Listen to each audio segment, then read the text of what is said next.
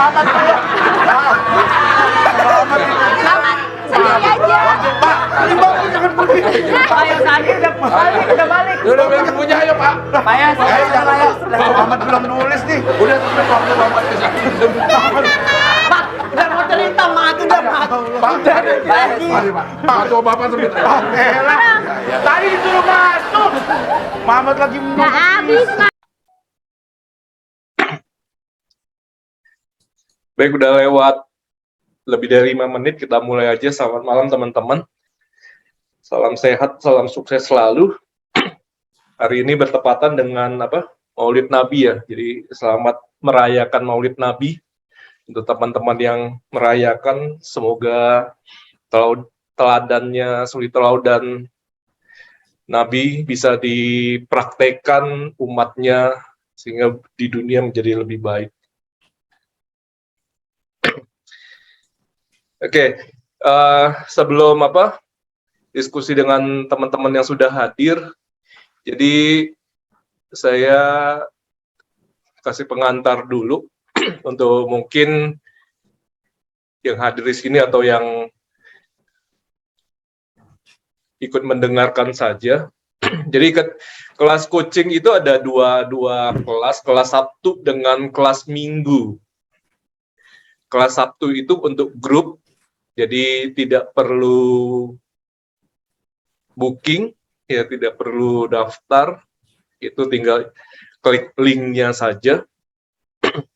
Kalau yang Minggu, ya Minggu itu one on one, satu persatu. Ya, jadi perbedaannya apa? Kalau yang butuh diskusinya lebih intens, disiapkan waktu hari Minggu, eksplornya, persoalannya bisa dibahas lebih lengkap.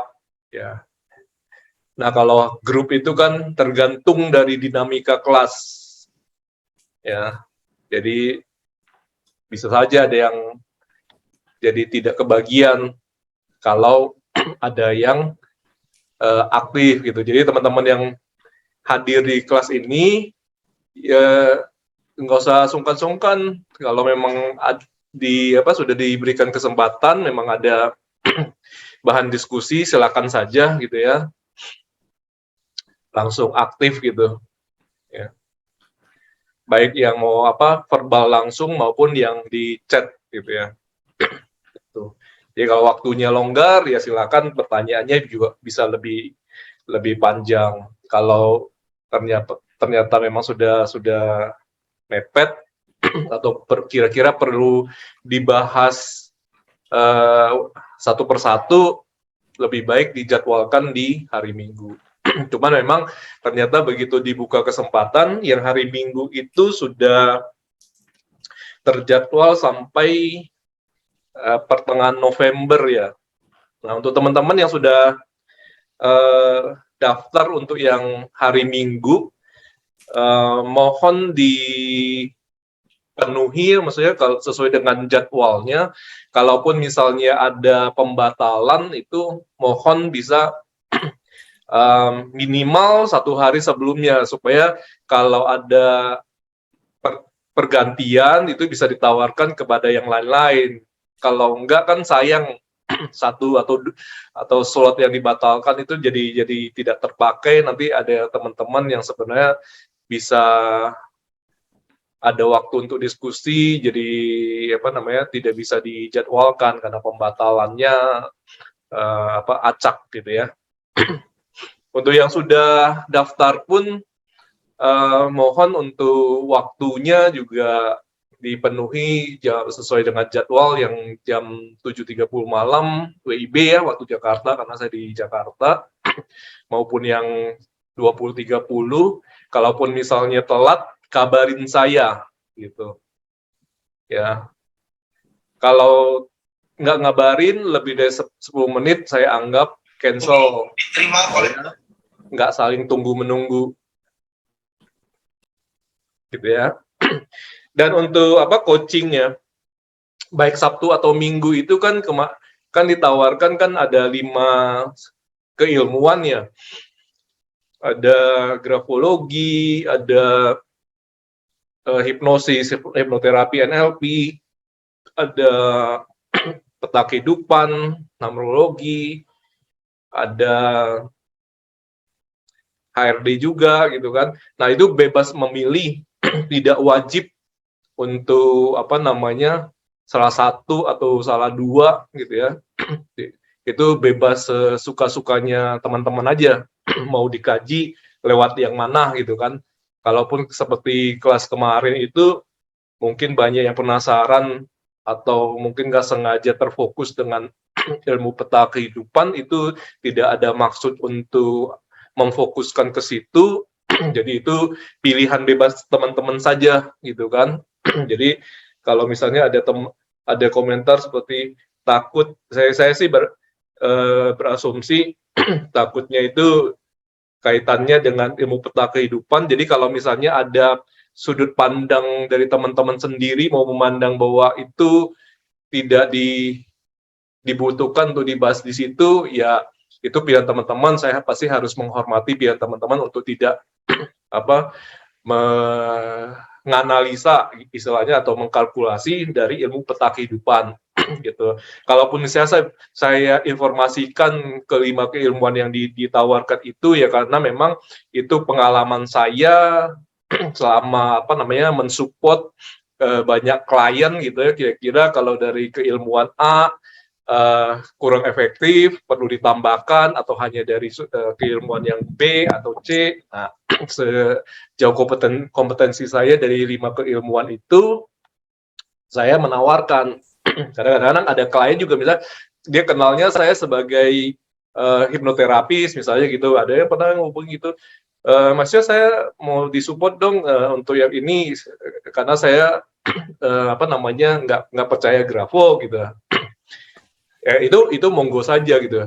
Tetapi kadang-kadang ada kasus yang bisa seperti itu, saya lihat efektifnya informasi itu saya analisa misalnya pada waktu kasus itu dari grafo saya akan tetap mintakan tulisan tangannya walaupun saya tidak akan berdiskusi soal grafo ke ke klien karena dia butuhnya misalnya hipnoterapi gitu atau berdasarkan sudut pandangnya grafo itu tidak efektif misalnya, itu bebas saja gitu. Kurang lebih begitu pengantarnya, dan kadang-kadang dari setiap kejadian yang ada itu kan saya bedahnya itu berdasarkan informasi yang punya aja untuk setiap kejadian yang setiap hari pun begitu gitu kan. Kalau misalnya ada info tulisan tangan, info tanda tangan, nah itu bisa memberikan informasi terhadap suatu kejadian, kita akan bedah gitu kan. Tetapi menurut saya sekali lagi yang saya bahas di minggu lalu tentang segitiga sukses itu buat saya, nah teman-teman boleh setuju boleh tidak, bahwa di sini mungkin juga betulan seperti Kang Aidi kan sudah alumni ASJ ya, bahwa aspek diri gitu ya, aspek diri itu berarti di dalamnya itu kan ada ilmu pengetahuan, ada skill gitu ya. Buat saya bukan aspek tunggal untuk memberikan support buat kehidupan kita gitu ya. Di segitiga itu ada aspek energi, ada aspek alam. Tapi apakah teman-teman mau menggunakan 3 aspek itu atau memandang 3 aspek ini bisa mensupport, itu hak prerogatif dari teman-teman. Sekali lagi ini yang saya pergunakan untuk klien yang sekitar mungkin 8 tahun terakhir lah. Kalau offline, kalau kelasnya Kang Edi mungkin 2-3 tahun terakhir. Kelas offline saya untuk yang segitiga kehidupan itu sudah total mungkin saya bagikan sudah 8 tahun ya. Kalau saya pergunakan pribadi ya seumur hidup saya gitu. Kalau misalnya tidak ada misalnya informasi dari tulisan tangan, ya saya kalau ada informasi tentang peta kehidupannya, saya akan coba bedah ada nggak kejadian yang misalnya terjadi itu bisa dibedah dari peta kehidupannya gitu kan. Contoh misalnya yang ya terutama yang heboh-heboh lah, misalnya kayak FS gitu ya. Nah, itu waktu itu ya kebetulan waktu itu setelah saya dapat informasi saya butuh informasi tulisan tangan waktu itu belum muncul, ternyata ada dari peta kehidupannya bisa muncul, saya bisa bisa melihat dari kacamata peta kehidupan apa sih yang memicu terjadinya misalnya peristiwa seperti itu, terus ada tulisan tangannya juga termasuk tulisan Baradae, nah itu juga melengkapi informasi gitu. Nah ini misalnya salah satu contoh ya, saya bagikan ya. Ini mungkin termasuk contoh yang apa namanya ekstrim ya. Bentar. Nah ini mungkin teman-teman ada yang pernah baca ada orang yang menang lotre, kurang lebih kalau dikurskan ada yang beritanya sekitar 170 miliar sampai 223 miliar tergantung kurs pada waktu dia ini, karena ini kan orang Amerika kalau singkat saya gitu ya, namanya si Michael Keller ini, dia menangnya berapa sih, sekitar 17 juta US dollar kalau singkat saya kurang lebih. Jadi itu kan uang yang sangat banyak sekali gitu. Tetapi akhirnya hidupnya dengan kondisi keuangan yang menjadi salah satu fondasi kehidupan seseorang, bisa membantu hidupnya, itu berakhir menjadi tukang sampah gitu kan. Saya nggak punya tulisan tangannya, tapi saya bisa beda dari peta kehidupannya pada waktu dia mendapatkan uang ratusan miliar ini, betul, berarti itu pada waktu itu memang bintang terang. Nah, setelah bintang terang dia dapat uang segitu, dia memasuk dinaungi itu bintang gelap. Berdasarkan saya lihat dari kurang lebih rentang waktu yang terjadinya gitu kan. Nah, gitu juga, makanya coaching saya itu juga saya bilang kenapa saya akhirnya belakangan ini juga mencoba untuk menawarkan free coaching, yaitu banyak klien itu jumlahnya itu tidak sedikit, mau yang cowok, yang cewek, yang mau usia, terutama yang usia yang udah senior, yang sebelumnya hidupnya baik-baik saja, dalam waktu hitungan sekejap itu hidupnya jadi, saya pakai bahasa apa adanya karena ini pernyataan bukan bahasa ASJ ya, berantakan ya, keuangan hancur gitu. Begitu ditinjau dari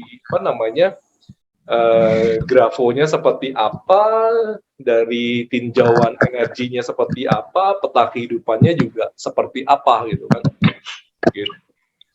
Demikian juga yang teman-temannya Kang Aidi yang di satu grup yang di IC itu juga belum tentu semuanya berada dalam kondisi bintang biasa saja atau bintang yang bagus. Ada, dengan saya beberapa jumlahnya itu ada kalau satu itu sedang memang jangka waktu panjang itu baru masuk setahun bintang gelap, dan dia memang effort gitu untuk menjalankan tools yang ada di ASJ supaya untuk mengurangi dampak bintang gelap yang ada di peta kehidupan gitu. Ini pengantarnya. Jadi kalau seperti itu pun buat saya itu sebagai informasi saja, karena sekali lagi bahwa misalnya seperti peta kehidupan itu bukan satu-satunya aspek gitu, tapi dia buat saya dan alumni saya selalu menyarankan bahwa itu adalah sebagai informasi. Kalau ada informasi seperti itu, apakah betul atau tidak betul, bagaimana kita meresponnya gitu kan. Saya selalu mengatakan, baik di grafo dulu sebelum saya berkecimpung secara profesional di bidang grafo juga begitu.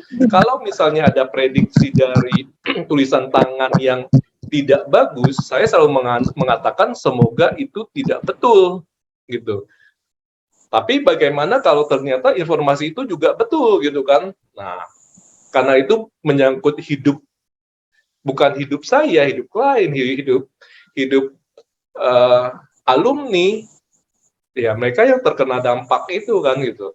Kalau alumni sudah datang ke saya, ya beberapa atau klien dalam kondisi ya yang ekstrim itu ada yang sudah sampai minum obat tidur dua dosis yang ditingkatkan. Nah itu mau nangis setiap malam pun mau bagaimana gitu kan gitu. Dan kalau kita kondisinya sedang baik-baik saja, ya anggap seperti cuaca sedang baik-baik saja, ya aman buat kita. Tapi apakah besok akan hujan lebat, apakah akan badai, ya misalnya seperti di California sana. Nah kan kalau kita tahu dari awal seperti informasi BMKG kan kita sebaiknya bisa merespon dengan bijak gitu. Tapi sekali lagi kembali ke catatan saya bahwa tidak ada fokus dari saya untuk hanya satu perspektif saja. Teman-teman bebas kok gitu. Demikian pengantar saya untuk yang malam ini.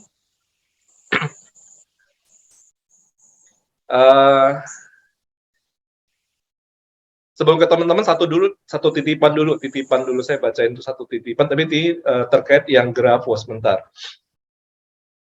Di sini juga ada alumni Grafo, saya lihat Kang Aidi, Bu Dede, ada Josandi juga, ada Bu Vina juga. Jadi coba saya bacakan ya. Mestinya ini pertanyaan yang sudah dibahas di kelas, cuman mungkin ada yang kadang sering nggak inget gitu ya.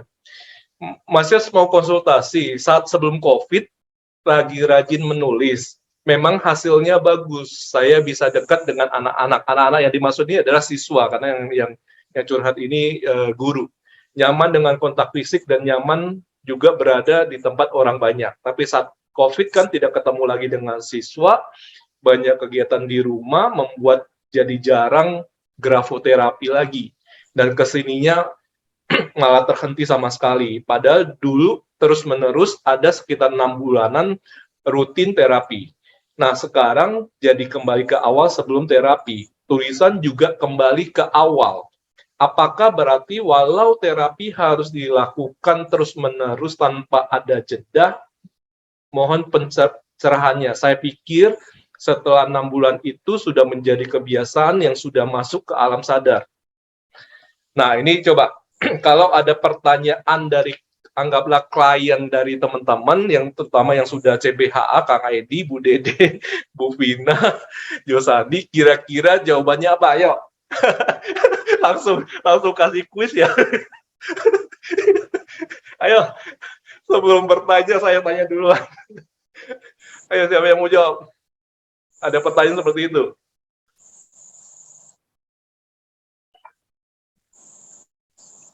Ayo, jangan jadi ahli kebatinan. Ayo. Kan siapa tahu jawabannya tepat. Coba duluan. Coach, Silakan, boleh Bu Dede. ulang lagi nggak, Coach, pertanyaannya? Boleh Kurang ulang lebih lagi. gini. Apakah berarti walaupun terapi harus dilakukan terus-menerus tanpa jeda? Mohon pencerahannya. Catatan atau garis bawahnya adalah saya pikir setelah 6 bulan itu, jadi setelah 6 bulan rutin grafoterapi sudah menjadi kebiasaan yang masuk ke alam bawah sadar. Gitu. Penekanan pertanyaannya begitu. Jawabnya gimana nih? Enggak juga. Enggak juga. Enggak Yang juga. iya gimana, Bu Dede?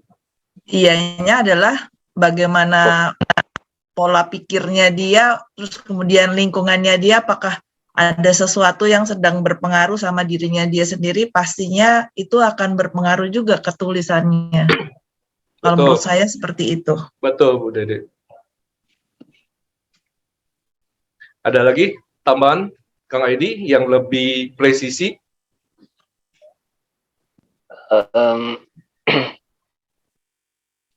Sebentar.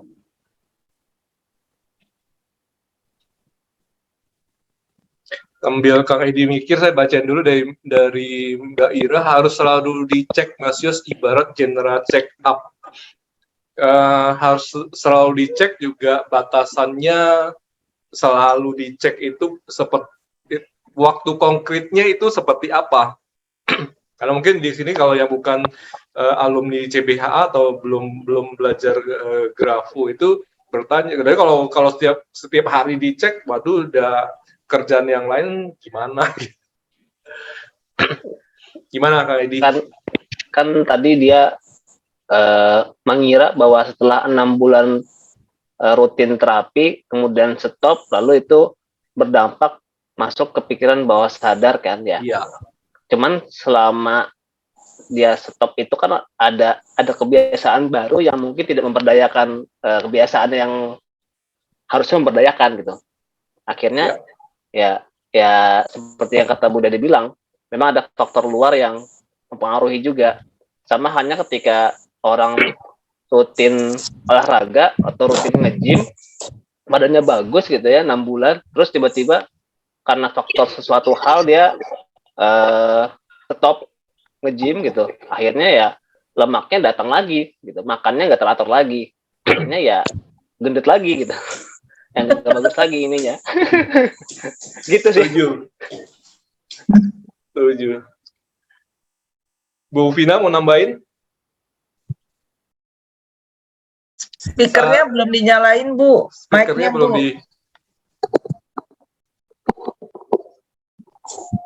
Nah, Ya, ulang Bu. apakah selama 6 bulan tuh dia latihannya tanpa jeda, maksudnya tuh tiap hari latihan, kalau misalnya latihan 2 hari, stopnya 3 hari, nanti latihan lagi 2 hari lagi, stop lagi seminggu, ya itu belum kerekam di bawah alam sadar.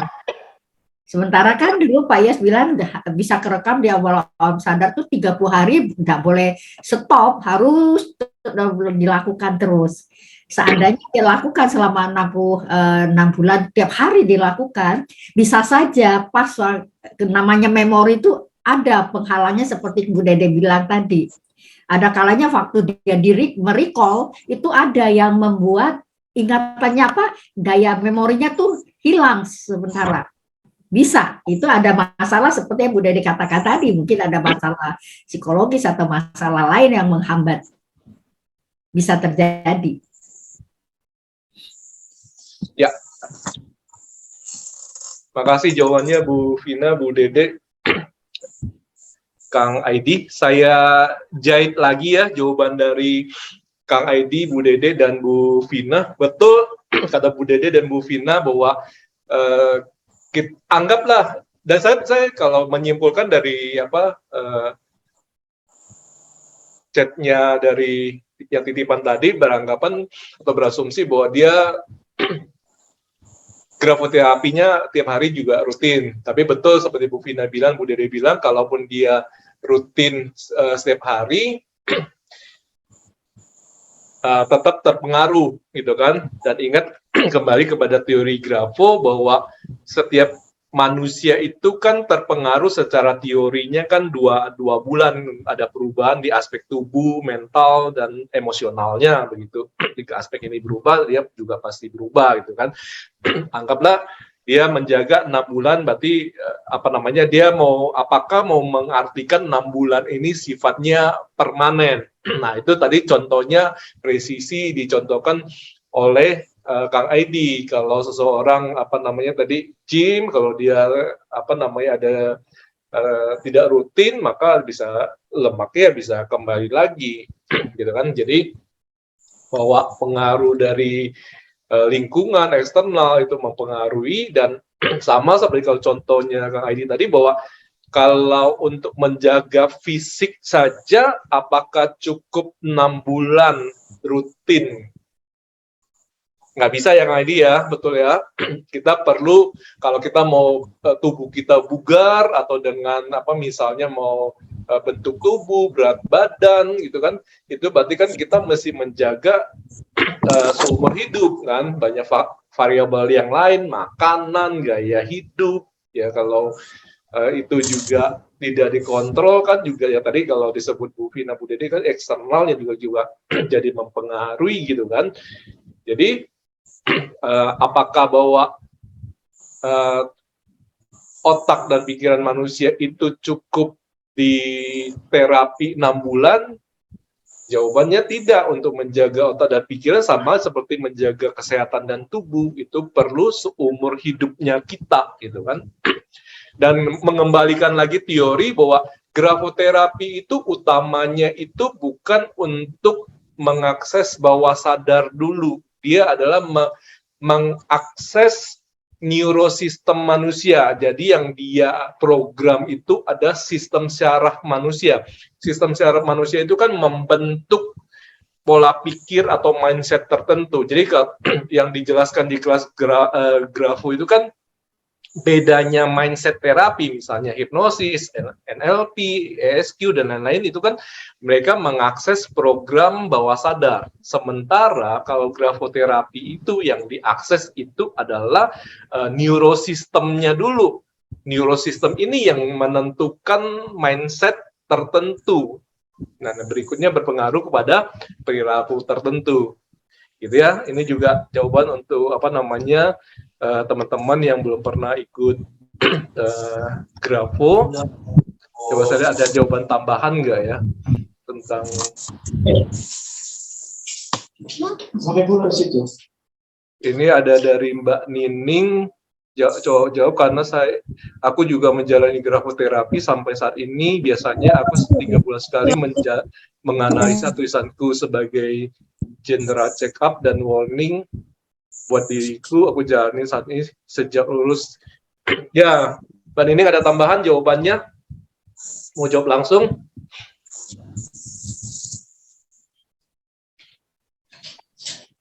Sinyalnya aku lagi rada-rada nih coach. Ada? Sinyal. Iya, sinyal aku lagi rada-rada hilang, Iya. jadi agak kepotong. Ya, nggak apa-apa, Mbak Nining. Grafologi apa? Grafo, nggak tahu. Siapa yang bersuara tadi? Mbak Junita?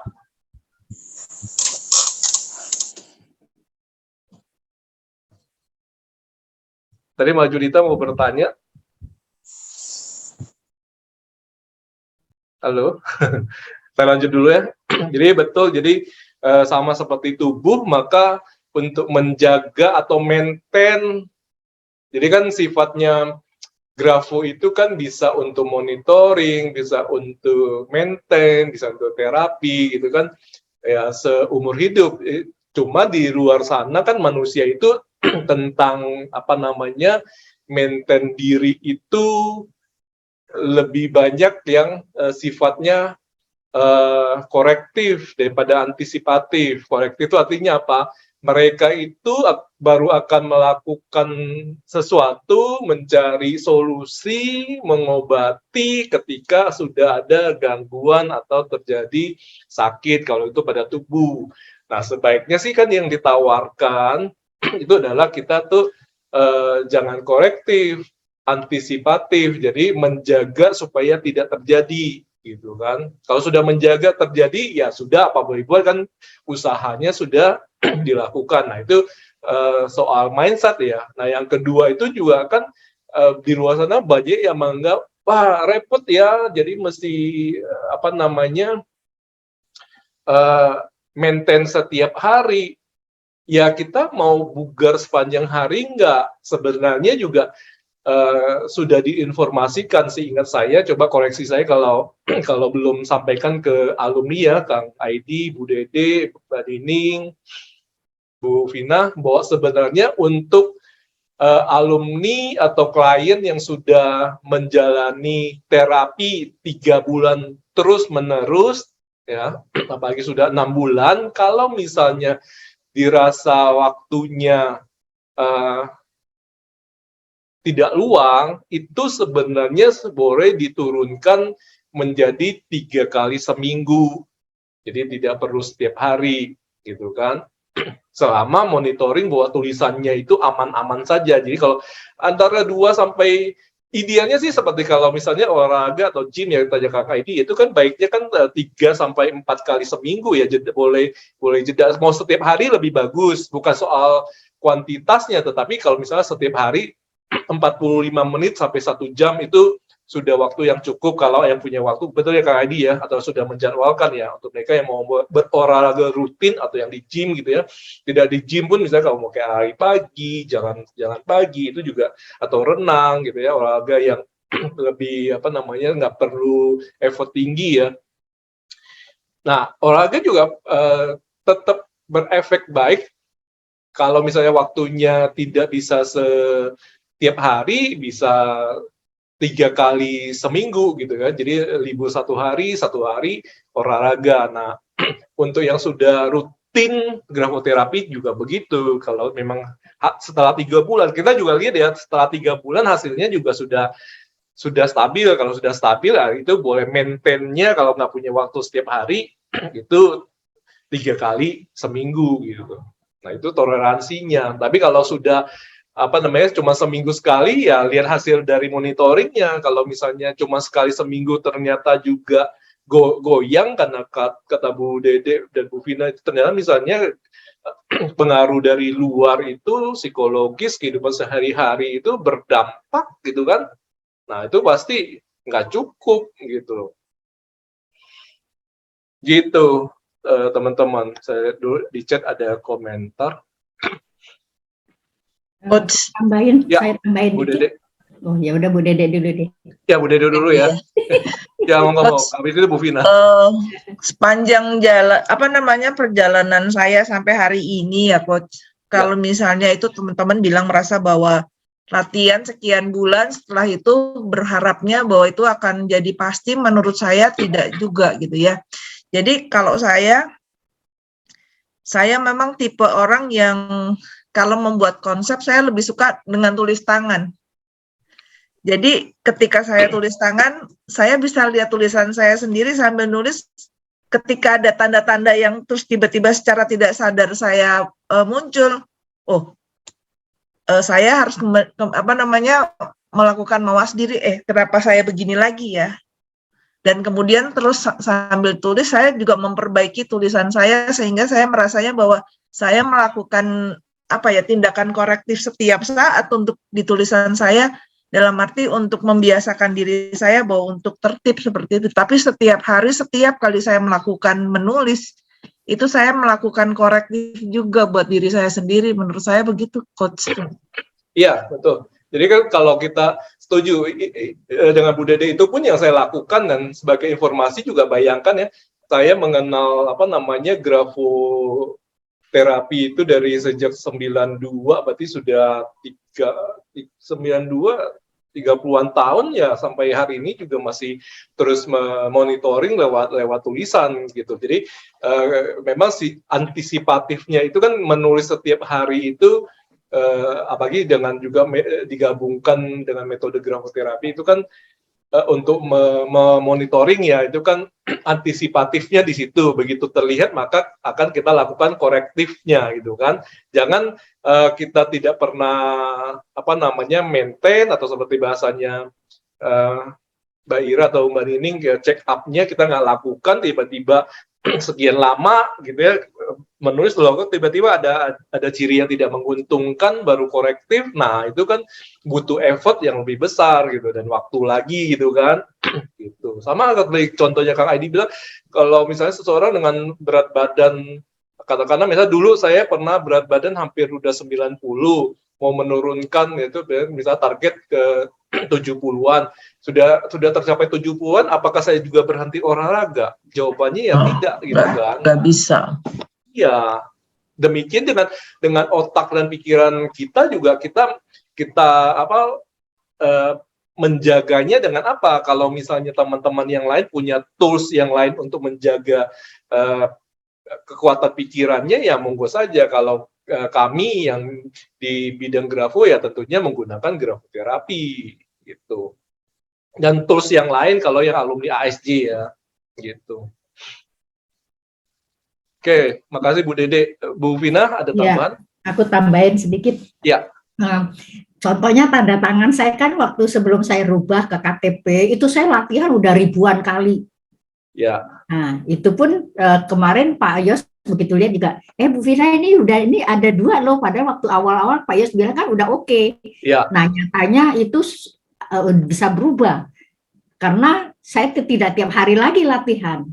Nah, lebih lagi karena tidak tiap hari terapi, kemarin waktu saya dimintain tanda tangan di BPJS, muncul tanda tangan lama. Waktu suruh cepet tanda tangan yang baru tuh malah saya enggak, itu yang saya pakai tanda tangan lama. Yang lama tuh kan sejak saya merit saya tanda tangan pakai nama Babang 38 tahun. Nah, sementara yang baru ini kan baru 5 tahun. Nah, itu Betul. aja bisa kalah dengan yang udah 30 tahun. Jadi Betul. kemarin waktu buru-buru suruh tanda tangan. Loh, kok tanda tangan lama yang muncul? Saya baru sadar, Betul. loh, ini tanda tangan lama. Tuh, itu loh. Jadi perlu banget memang harus tiap hari maintain. Walaupun semenit, 2 menit, 3 menit tetap harus. Pokoknya Iya. setiap hari harus diulang.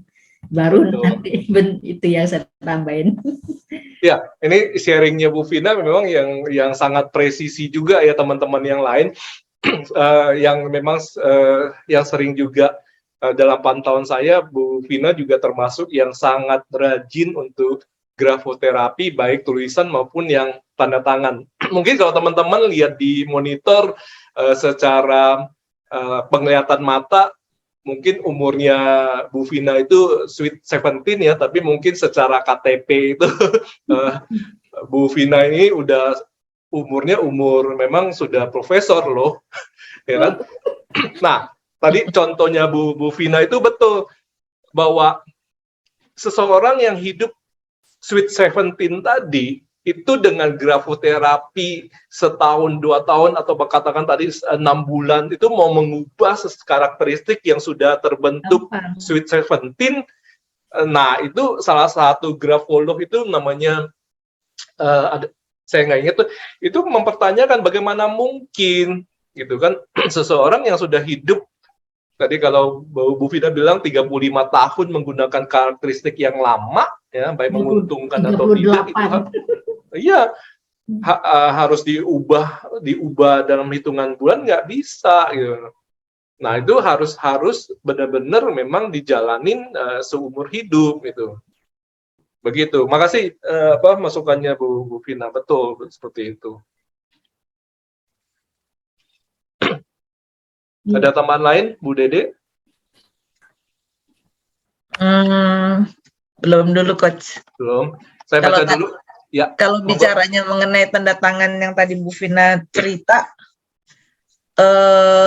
saya kan juga termasuk yang ganti KTP, tanda tangan di KTP ya Coach? Iya.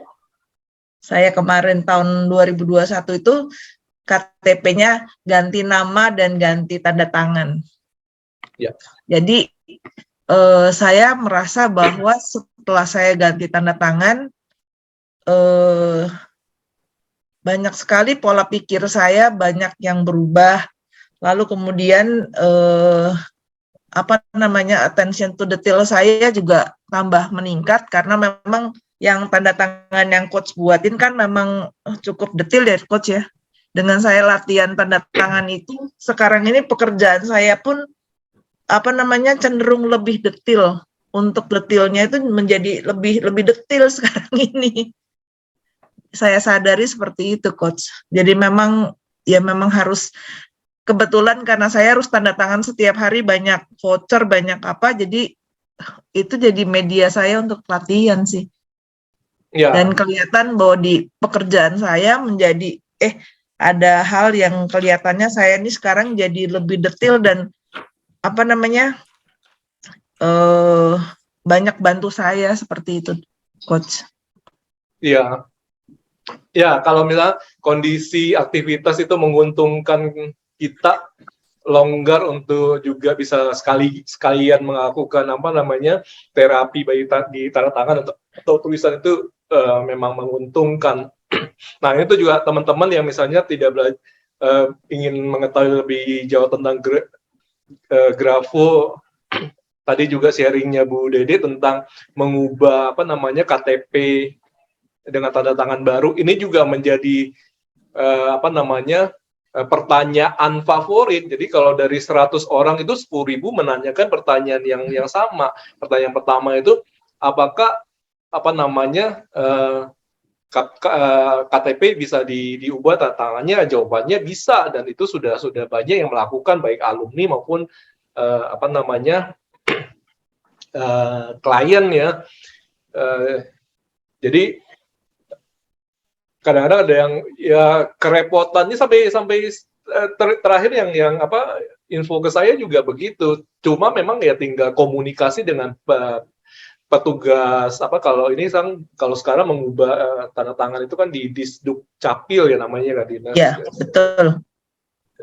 Kependudukan ya. dan catatan sipil gitu. Dulu juga waktu munculnya IKTP juga saya juga sempat terpikir, wah nanti kalau IKTP kan seumur hidup berarti nanti tidak bisa diubah. Ternyata secara peraturan sangat dimungkinkan. Kemarin kan juga beberapa kali saya sharing juga memang secara aturan dimungkinkan, dengan bilang mau ubah ya sudah itu diubah, tinggal komunikasi saja. Ada mungkin ya ketemu petugas di Dukcapil yang ramah, dia mungkin lagi memang waktunya ada, dia membantunya cepat ya, yang lagi tugasnya ketat ya mohon ya bersabar, yang dilayani kan bukan juga cuma 1-2 orang, dan bahwa apakah bisa diubah, sudah banyak yang mengubahnya ya teman-teman yang lain.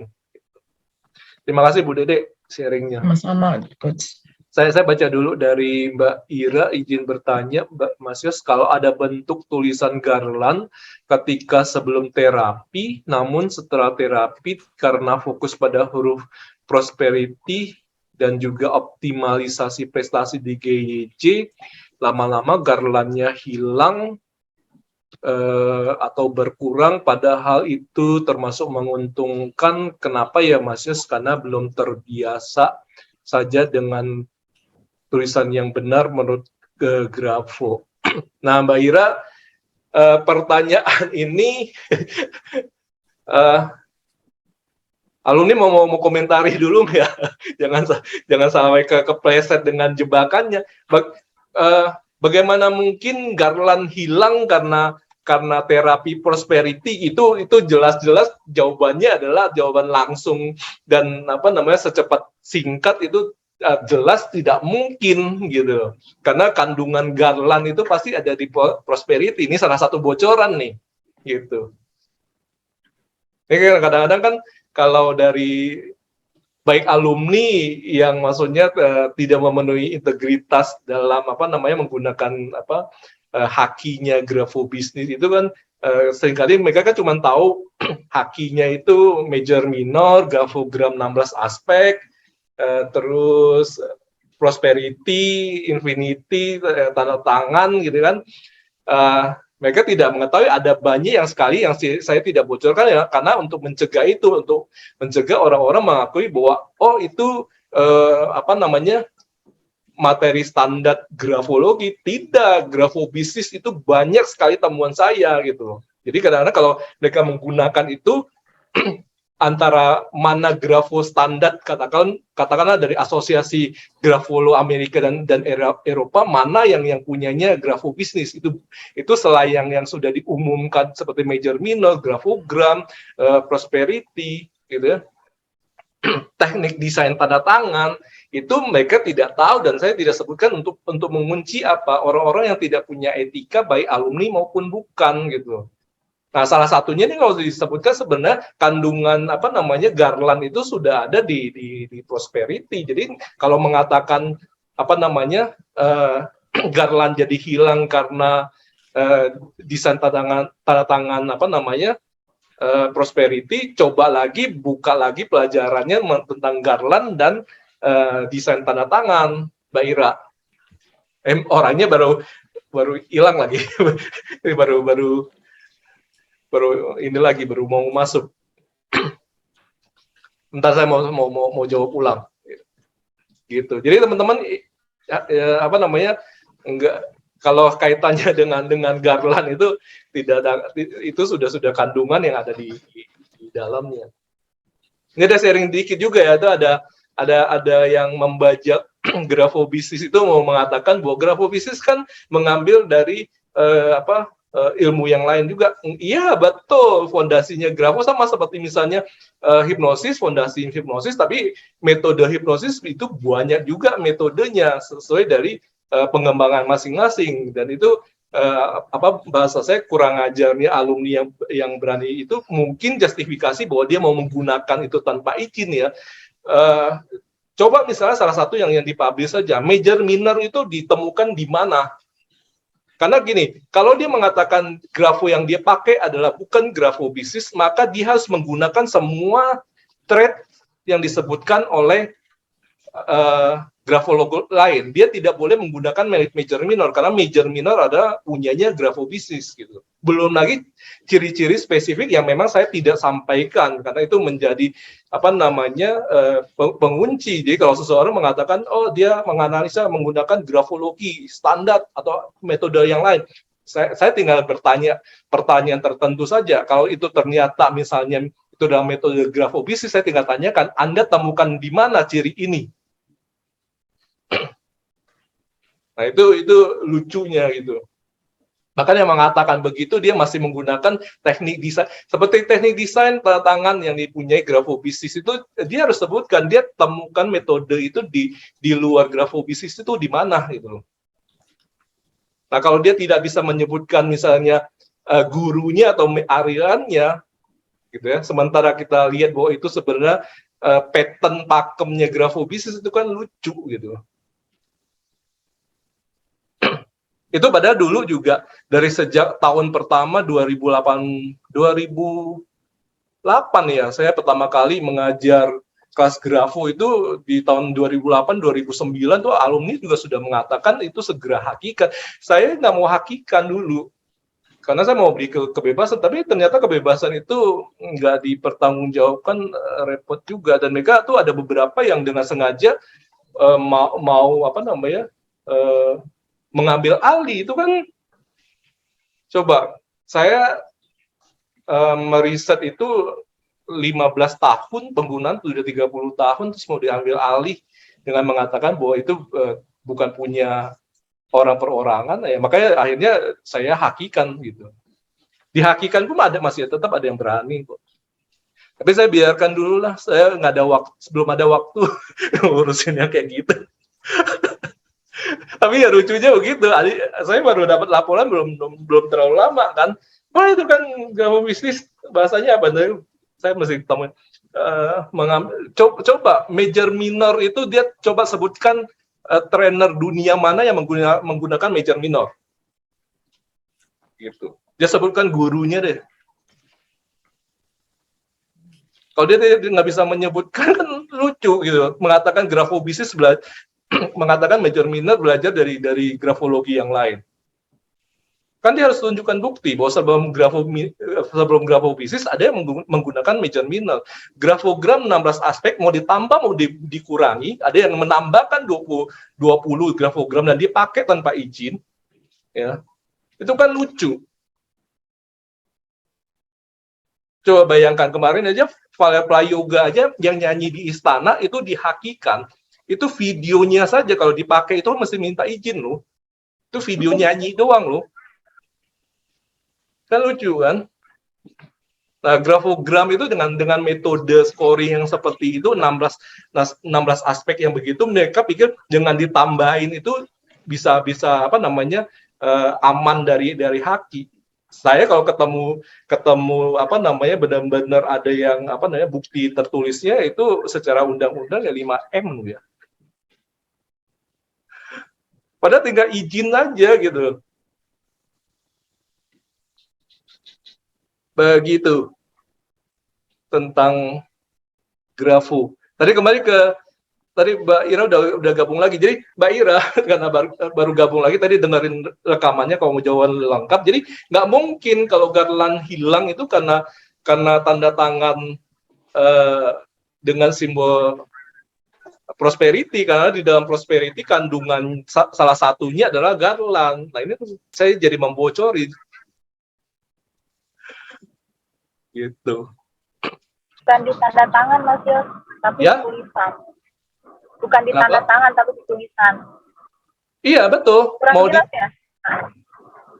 Mau di tanda tangan, mau di tulisan, kalau mau tetap menggunakan prosperity, nggak mungkin. Coba atau gini aja, saya kuis aja. Kang Aidi, Bu Vina, Bu Dede, ada Kak Wati, ada Mbak Dining. Mungkin nggak terapi menulis menggunakan prosperity itu menghilangkan Garland? Enggak sih, Enggak kok. Enggak sih, Coach. Mas Yos, karena kita fokus sama memperbaiki GJY gitu atau bentuk huruf gitu, terus jadi berkurang gitu garlandnya. Berkurang atau hilang? Kalau berkurang kan nggak ada persoalan. Kalaupun saya setuju dengan jawaban berkurang dulu nih ya. Pertanyaan saya adalah berkurang atau menghilang? Kalau pengalaman saya yang melihat itu bilang berkurang. Yang melihat itu? Saya kurang lupa di berkurang atau hilang. Yang melihat siapa Mbak Ira? Sama alumni. Hah? Tapi saya sendiri pas menulis ya, sepertinya saya emang kalau saya menulis, kalau pas di latihan itu emang suka agak hilang gitu feeling saya. Tunggu, saya potong. Kalau saat berlatih itu saya melihat memang berkurang. Tapi Tunggu. Mbak Ira, saya sudah menulis ya. Mbak Ira, saya potong dulu nih. Nggak pakai feeling, nanti saya salah dibilang asumsi lagi. Mbak Ira, direm dulu, Mbak Ira. Mbak Ira itu apa, koneksi suaranya kayak seperti kemarin itu kadang-kadang bisa mengecil. Ini mungkin suara kita juga nggak terlalu tahu. Mbak Ira, tadi komentarnya katanya dilihat oleh non alumni bahwa itu apa namanya garlandnya berkurang. Betul gitu Mbak Ira? Kalau betul begitu, kok bisa terjadi? Kenapa alumni kok dikomentari non alumni? Soalnya sesama alumni Mas Yos. Sesama alumni yang mengomentari. Sebutkan nama alumni yang mengkomentari Mbak Ira. Kalau nama alumni yang disebutkan itu yang tidak punya integritas, kompetensinya saja nggak nyampe, Mbak Ira mendengarkan yang tidak punya integritas dan kompetensinya kurang. Ayo Mbak Ira. Dia mau mengajar, nggak punya integritas, nggak punya izin, mengkomentari alumni lain. Enggak, itu kasusnya waktu jauh sebelum ada berita masih bergabung dengan Mas Yos, waktu itu masih bergabung di grup alumni sih sebenarnya waktu itu beliau. Betul. Tapi dia berkali-kali ingin jadi trainer itu nggak lulus-lulus Mbak Ira. Itu sudah diumumkan. Bukan saya mau apa namanya menyudutkan atau ini. Saya sudah berikan kesempatan. Saya sudah sudah mementori 3 tahun. Boleh tanya temennya kalau hadir gitu ya.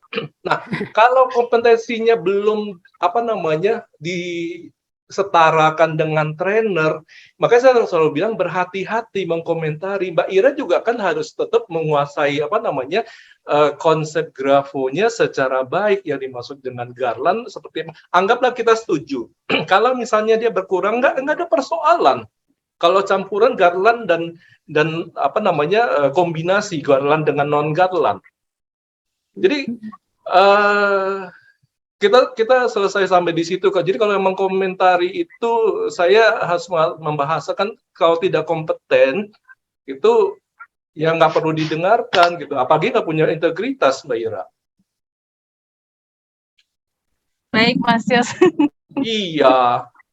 Gitu. Coba saya terpaksa harus membahasakan lagi. Coba lihat lagi teori tentang garland, teori tentang prosperity. Mungkin memang saya tidak menyebutkan rahasia prosperity karena itu juga di dunia itu menjadi juga rahasia riset saya gitu loh. Gitu ya, Mbak Ira. Jadi jelas nggak mungkin. Jadi hilang sama sekali juga jelas nggak mungkin. Berkurang juga tidak mungkin. Kalaupun misalnya dia kombinasi, nggak ada persoalan. Kan masih tetap ada garland. Gitu. Bukan fokus ke prosperity-nya, tapi kalau misalnya GJY-nya juga sebenarnya nggak mungkin itu mengubah bentuk huruf gitu ya, Mas. Maksudnya sekarang kita persempit nih ya, GYJ dengan kaitannya dengan garland ya. Iya. GYJ yang kita pakai sendiri itu adalah bentuk garland Mbak Ira. Iya. Nah, iya tuh Mbak Nini jawab iya kan? Iya, betul. Iya. Mbak Nini aja bisa jawab Mbak Ira. GYJ-nya kita sendiri tuh udah pasti garland. Coba perhatiin lagi teori garland Mbak Ira. Iya, di buku juga jelas kok waktu ayo. di buku yang difotokopi jelas banget. Iya. Itu masukan dari Mbak Nining Mbak Ira. Mbak Nining mau fotokopiannya boleh nggak dikirim? Itu kita dapat di CBHA langsung ngomong ke Master Yos. Oh, fotokopian. Kirain catatan kelas. Enggak, itu aku yang dapat dari Master Yos langsung waktu itu, yang habis kelas CBHA. Ada bukunya. Ayo buka ini lagi, buka catatan Masukkan lagi. aja sih. Mbak Ira Catatannya jangan masukkan masuk aja. berangkas. Nah itu ditunjukkan Bu Dede tuh. Iya betul. Mbak Ira masukkan aja sih buat semuanya. Kan kita masih ada grup ya di alumni. Kalau misalnya ragu, bisa langsung tanya ke Master Yos aja gitu. Nggak ke alumni yang lain. Maksudnya ke aku aja kalau misalnya ada ragu langsung nanya aja gitu. Sebenarnya kan kita masih dibimbing loh. Ada grup gitu. Jadi kalau ada apa-apa langsung nanya masternya aja gitu. Ya, makasih Mbak Nining. Jadi Mbak Ira saya potong dulu. Mbak Nining yang di grup itu sebenarnya juga biasanya saya jawabnya belakangan karena apa? Memberikan kesempatan alumni juga mau praktek terus mengingat teori yang sudah dipelajari gitu. Bukannya saya nggak mau jawab langsung, bukan kan? Makanya saya kasih aturan yang bertanya pun itu tolong jawab dan setelah itu nanti teman-teman yang lain juga mengkomentari. Nggak apa-apa, kita namanya belajar. Mungkin saya juga mungkin bisa aja lagi nggak inget gitu ya. Tapi ya tujuan saya adalah kesempatan dulu teman-teman. Kalau misalnya jawaban, kalau saya biasanya nggak komentari, berarti jawaban itu betul.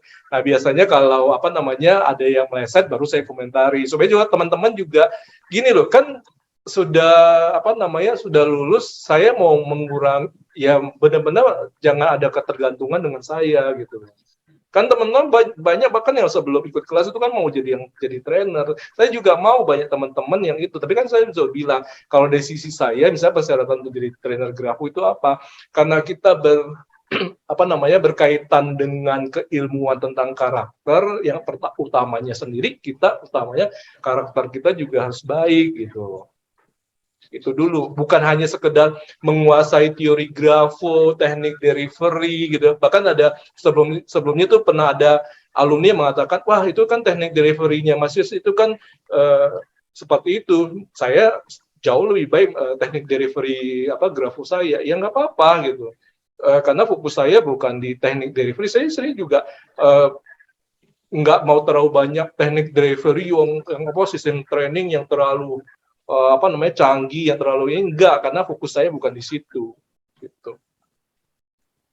Gitu. Buat saya yang utama adalah karakter dulu, terutama integritas gitu. Karena nanti kalau misalnya ketemu klien yang integritasnya longgar, dia nego dengan kita, boleh nggak saya melonggarkan di situ sementara itu berimpact pada hidupnya. Kalau kita longgarkan itu hidupnya klien kita loh, siapa yang bertanggung jawab? Nah, itu yang harus jadi perhatian. Untuk Mbak Ira catatannya kalau fokus ke Garland, mesti kuasai dulu lagi tentang Garland dan bentuk-bentuk huruf. Baik, Mas Yus. Ya. Mas Yus, tadi apa kalau ada klien yang integritinya termasuk tidak bagus gitu, masih kita jangan tolerir gitu ya untuk nutupin gitu. Iya, kalau keputusannya ada di kita, menurut saya value-nya adalah integritas. Kalau itu menjadi misalnya putusannya klien, dia sepakat bahwa ini tanggung jawab klien loh ya, ini bukan keputusan saya loh. Keputusan saya adalah value-nya ini, bahwa yang memutuskan untuk melanggar integritas ini adalah klien loh ya. Kita mesti sepakat itu dulu. Tapi kalau kita nggak punya value integritas yang ini, si klien mengatakan yang ini kita longgarkan ya, kita langgar ya. Kita nggak punya value yang ketat, kita bilang oh ya sudah, tanggung jawabnya berpindah ke saya loh. Betul nggak teman-teman? Iya. Iya, padahal itu bukan tanggung jawab. Tapi kalau kita punya value yang ketat, sama misalnya pada waktu saya bekerja juga gini. Contoh yang konkret, bos saya minta, ini ada undang-undang ini, tolong langgar dong. Kalau saya nggak punya integritas yang ketat, saya menjawab, oh iya Pak, entah karena saya tetap mau terima gaji, entah saya mau punya hubungan yang baik dengan bos saya, itu berpindah ke saya loh. Tapi yang selalu saya jawab adalah, Pak, nggak bisa, ini melanggar undang-undang. Resikonya adalah ini. Saya harus sampaikan bahwa dia memveto, nggak bisa, Yos, kamu menjalankan. Ya sudah, jadi saya menjalankan ini atas perintah ya, Pak. Jadi kalau misalnya ada risiko di kemudian hari, tanggung jawab siapa? Tanggung jawab sendiri. Bos. Tanggung jawab si bos dong. Jadi suatu hari benar-benar terjadi, dia sudah nggak nunjuk ini. Kalau suatu hari kita bilang, lah Yos kan terus setuju. Kan tanggung jawabnya beralih ke saya. Tapi kalau begitu saya sampaikan bahwa ini koridornya, ini aturannya, bahwa saya berpegang pada ini, gitu. Ya kan? Bahwa kita tetap menjalankan perintah sebagai bawahan, betul. Kita jangan melawan atasan sejauh masih terima gaji, gitu ya. Mungkin teman-teman mengatakan, loh kalau itu sesuatu yang melanggar, makanya tugas kita adalah kita jawab, Pak, ini koridornya ya, undang-undangnya begini ya, harus dijalankannya seperti ini ya. Nah, ini tetap mau mengikuti atau tidak? Kalau menurut kamu ya, mau saya kalau ini udah undang-undang, misalnya undang-undang tentang ketenagakerjaan, karena saya di HRD, maka merujuknya ke situ harus dijalankan seperti itu. Misalnya, tolong dong itu UMR di gaji anak baru di bawah UMR bikin perjanjian di atas materai bahwa dia mau bekerja dengan gaji di bawah UMR. Kalau saya mengiyakan, tanggung jawabnya di siapa? Di saya gitu loh. Walaupun saya tanda tangan di atas materai, berlaku enggak, undang-undang tidak mengenal tanda tangan di atas materai itu lantas boleh melanggar undang-undang gitu. Integritas juga begitu, itu yang dimaksud dengan gentleman agreement gitu. Gitu.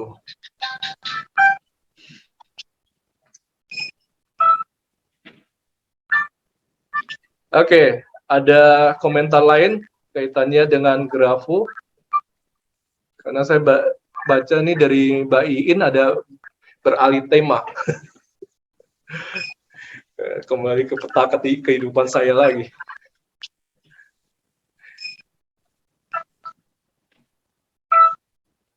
Kalau nggak ada, coba kita ke Mbak Iin bisa diskusi langsung. Ada nggak Mbak Iin? Ana Coach. Ya, malam Mbak Iin. Monggo. Kemarin mohon maaf minggu lalu nggak kebagian ya. Iya, nggak apa-apa. Ya, ikut ngedengerin juga jadi nambah pinter, jadi belajar. Iya, ikutin pembicaraannya juga kan, namanya di grup ya, rame-rame jadi nambah ilmu. Iya, kalau di grup ya begitu, temanya tema bebas gitu ya. Ya, kalau yang one on one ya benar-benar fokus kepada persoalan. Ini ingin tahu peta kehidupan ini, kalau kan seperti yang disampaikan di minggu lalu, kalau cuma pengen kepo-kepo kan saya nggak jawab. Saya baca dulu chat yang dari Mbak Iin minggu lalu apa ya. Kenapa masih peta kehidupan? Pertimbangannya apa Mbak Iin? Nggak tahu sih ya, pokoknya saya cuma pengen tahu ke depannya tuh kan saya tuh bertahun-tahun selama ini jualan online ya Coach ya. Iya. Terus kok ya tahun ini tuh udah yang sampai kayak di titik jenuh gitu, udah nggak ya, mungkin pertama persaingan, yang kedua juga saya punya anak pertama sudah mulai fokus kayak sekolah online gitu ya, homeschooling gitu ya. Ya. Jadi saya pengen ngembangin minat bakat dia aja. Jadi menurut saya lebih baik saya fokus ke yang emang saya suka aja gitu. Jadi saya suka ngedit, saya suka bikin video gitu, dan itu jauh lebih membuat saya lebih ya ada kepuasannya lah ketimbang saya jualan gitu. Terus juga suami juga nggak nge-push saya untuk harus berpendapatan dari situ gitu. Pokoknya yang penting fokus sama anak-anak aja dulu sekarang gitu. Nah, apakah emang kalau Coach lihat dari tulisan saya itu, apakah saya emang ada kemungkinan bisa fokus di misalnya jadi konten kreator, atau mungkin saya ya udahlah ntar kalau saya udah ada semangat lagi saya jualan online lagi, atau gimana gitu Coach? Kalau itu dari ini dong, bedanya dari grafo dong, bukan peta kehidupan. Boleh. Aku juga kurang tahu sebenarnya peta kehidupan ini maunya yang mana ini? Ya kalau dari tulisannya gimana Coach? Kalau dari tulisannya ini sih sebenarnya aktivitas yang bisa kalau kita tadi kalau menyebutkan passion atau minat ya, yang menimbulkan sebenarnya minat ke di bidang konten kreator di Mbak Iin itu kan sebenarnya karena finansial ya. Iya, Coach. Jadi pengen ya kedepannya pengen ya nge-YouTube aja atau konten-konten aja gitu. Karena kalau jualan online kan kita jadi kurang fokus ke anak gitu ya, Coach ya. Jadi kan maksudnya kalau yang kita bisa lebih luas, terus juga kita punya, misalnya basic aku kan kuliah komunikasi gitu, terus juga ya lebih sesuai apa background lah gitu. Terus juga pernah jadi tim kreatif di TV gitu. Jadi nggak sebeban kalau jualan online itu kan kita benar-benar harus standby, harus apa fast respon kayak gitu kan. Jadi namanya kita punya 3 anak, apalagi saya masih punya balita gitu, kayaknya udah deh kayaknya cukup dulu gitu jualan online gitu loh, Coach. Iya. Ya, jadi kalau apa namanya yang dibandingkan itu kan dengan kompetensi sebenarnya kan yang sudah menjadi pengalaman itu kan untuk konten kreator, terus apa namanya ya apa ya istilah sekarang tuh apa YouTuber gitu ya, itu kan menjadi apa namanya sudah pernah dijalani atau tim kreatif TV gitu kan. Nah sekarang di luar sana juga sering membahasakan minat atau passion, tapi padahal sebenarnya karena memang perbandingan antara jualan dengan si konten kreator ini kan memang ada karena sisi aspek untuk apa namanya merawat anak gitu kan, itu kan yang jadi persoalan bahwa ya betul, Coach. Jadi waktunya aja. Ya, untuk jualan itu kan butuh effort dari sisi waktu kan lebih tinggi daripada konten kreator yang lebih longgar, lebih bebas lah istilahnya kan, lebih fleksibel, istilahnya kan begitu. Tapi kalau merujuk hanya dari apa namanya tulisan tangan saja, ini memang menunjukkan bahwa sebenarnya bahasanya bukan karena passionnya di situ, lebih kepada memang sudah punya skill di situ dan diasumsikan Mbak Iin bahwa itu juga prospek finansialnya lebih tinggi, ditambah bahwa informasi dari tulisan tangan bahwa yang dibutuhkan saat ini adalah pertambahan finansial gitu. Oh gitu ya, Coach ya. Iya, kalau dijawabnya seperti itu ya pilihan bahwa apa namanya untuk menjadi konten kreator ya lebih tepat karena dari sisi waktu gitu, tinggal bahwa analisa soal pendapatan itu akan bisa diperoleh seberapa besar dan sepanjang apa waktunya gitu kan, apakah bisa cepat atau jangka pendek gitu. Itu sih kan itu kondisi yang maksudnya bisa dianalisa logis sih gitu. Kalau dari sisi tulisan tangannya tinggal apakah skill yang sekarang untuk apa namanya konten kreator itu perlu ditambah lagi mengingat perkembangan apa namanya dunia sosmed gitu kan. Karena di tulisan, kenapa saya mengatakan begitu, karena di tulisan tangannya tuh memberikan informasi upaya sudah dilakukan nih ya, sudah dilakukan, tinggal hasilnya. Nah ini hasilnya karena memang belum panen atau karena skill perlu di-upgrade gitu. Iya, Coach. Iya, masih pengen kayak belajar ngedit gitu juga sih, karena kan pengen belajar bareng anak juga gitu kan, anak kan juga punya minat ke arah yang sama gitu ya. Ya. Jadi pengen gitu. Jadi kalaupun aku belajar kan juga nanti bisa buat ngajarin anak juga gitu sih, Coach. Iya. Nah, yang jadi pertanyaan kan gini, selama nanti menambah lagi skill apa namanya skill untuk konten kreatornya kan berarti kan waktu untuk menghasilkan uang itu kan jadi tertunda dulu kan gitu Mbak Iin ya. Betul. Nah, Iya, itu betul. jangan sampai nanti mengurangi motivasinya atau yang disebut tadi menggunakan bahasa minat atau passionnya Mbak Iin tadi gitu. Karena saat ini yang dibutuhkan itu pendapatan, pekerjaan yang fleksibel gitu kan. Iya. Iya, betul sih coach.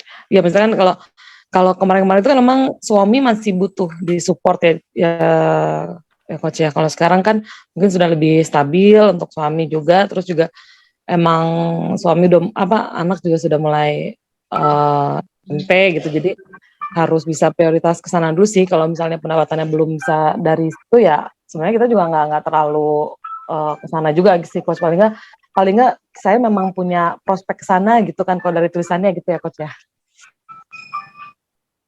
Gimana Mbak Iin tadi agak mengecil belakangan, pertanyaannya apa?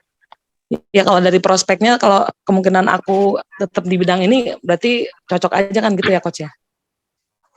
Iya, kan tadi catatannya bahwa skillnya kan akan di-upgrade sesuai dengan apa namanya tuntutan konten yang akan dibuat kan. Ya. Nah itu catatannya itu. Jadi harus nambah skill terus gitu ya coach ya?